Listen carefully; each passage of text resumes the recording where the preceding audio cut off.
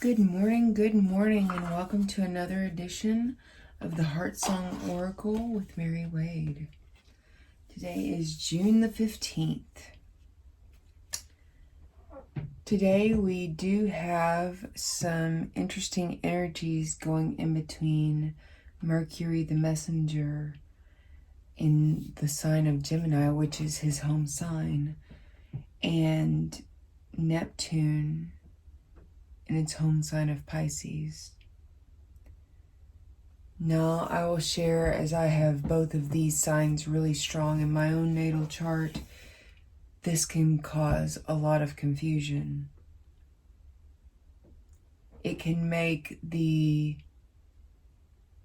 distance between yourself and your North Star, your inspiration, seem longer or shorter or cloudy. You know, to me, whenever I tap into that energy, it feels confused. It feels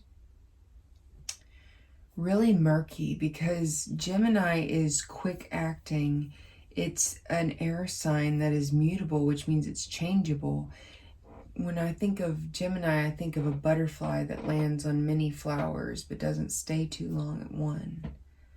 Pisces is the vastness of the ocean. It can change just like the tides. It can change in a blink of an eye. And so with these two interesting energies, we have the potential for miracles to really come through communication. But most of the time in the lower expressions, it's going to show up as confusion or murkiness in the mind. Now, the moon is still in Taurus, which means that our emotions are going to be a little bit more grounded. And also, I can see with the Mercury-Neptune connection that's happening, that on one side I could see where this is like indulging in creature comforts, right? I don't know the pathway forward, so I'm just going to indulge in foods, in comforts of staying home, snug in a blanket, because of this murkiness and confusion. So that can cause you some stagnation. Just be aware of that.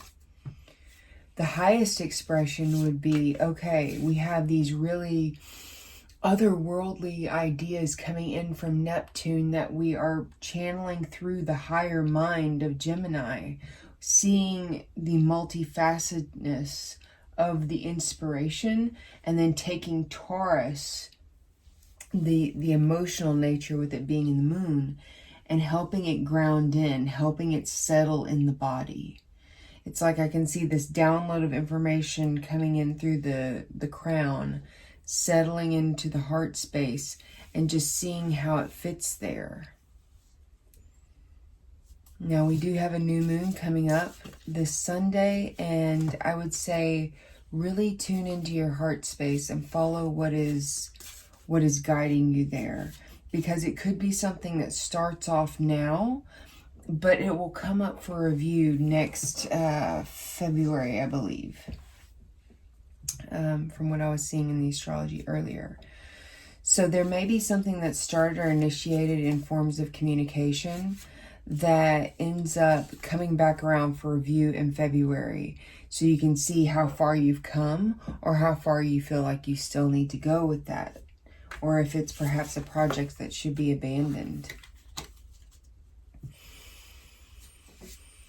Okay.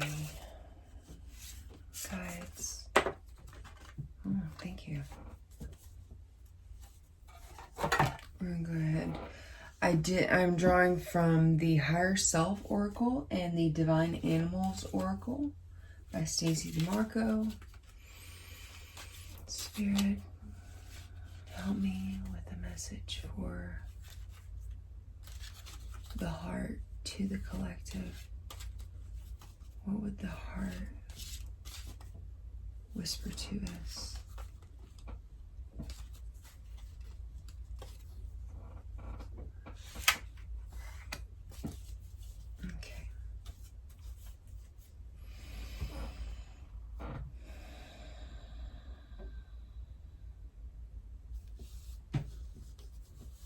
feel a little bit more heaviness with this card.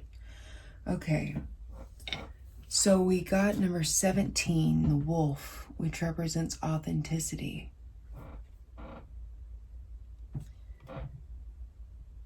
This goes back to perhaps the way forward to your castle, to what you currently are calling your destination, is blocked. It could be, right here I see that the fortress is actually guarded by ice, and that ice has been broken. So the waters of Pisces are allowing that to flow. But you also have the animal nature of the wolf here. To me, these are different aspects of ourselves. We must walk in authenticity with both our light and our shadow, with our warrior and our victim within us. Our human nature versus our animal nature. We must walk in authenticity with all of us and accept it all. Even if some bits may be difficult at first, it is something to work towards, because the more in authenticity you walk your walk, the quicker you will get to your destination. The more full you will feel traveling to that destination as you become more rooted into the earth. As you become more in knowingness of who you are, there is naturally more heaviness when you speak.